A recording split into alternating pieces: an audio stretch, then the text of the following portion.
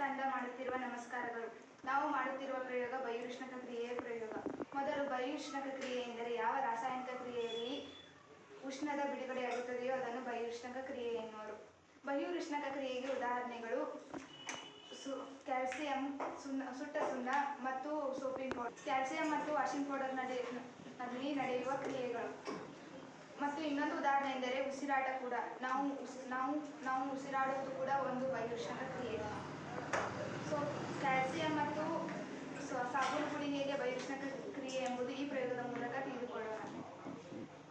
ಈ ಪ್ರಯೋಗಕ್ಕೆ ಬೇಕಾಗುವ ಉಪಕರಣಗಳು ಸಾಬೂನು ಪುಡಿ ಮತ್ತು ಕ್ಯಾಲ್ಸಿಯಂ ಮತ್ತು ಒಂದು ಬೀಕರ ನೀರು.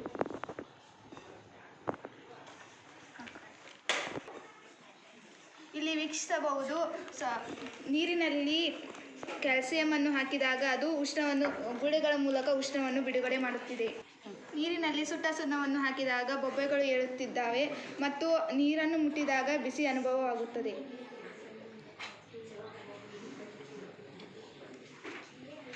ಇದರರ್ಥ ಇದರಲ್ಲಿ ಉಷ್ಣ ಬಿಡುಗಡೆಯಾಗುತ್ತಿದೆ. ಸೋಪಿನ ಪೌಡರ್ ಹಸ್ತದಲ್ಲಿ ಹಾಕಿ ಸ್ವಲ್ಪ ನೀರನ್ನು ಹಾಕಿದಾಗ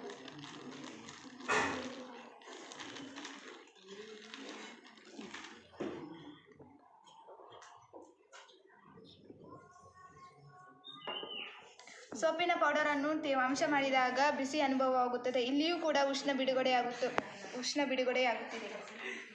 ಇದರರ್ಥ ಈ ಎರಡು ಕ್ರಿಯೆಯಲ್ಲಿ ಉಷ್ಣ ಬಿಡುಗಡೆಯಾಗುತ್ತದೆ. ಇದರರ್ಥ ಇಲ್ಲಿ ಉಷ್ಣ ಬಿಡುಗಡೆಯಾಗಿ ಬಹಿರುಷ್ಣಕ ಕ್ರಿಯೆ. ಧನ್ಯವಾದಗಳು.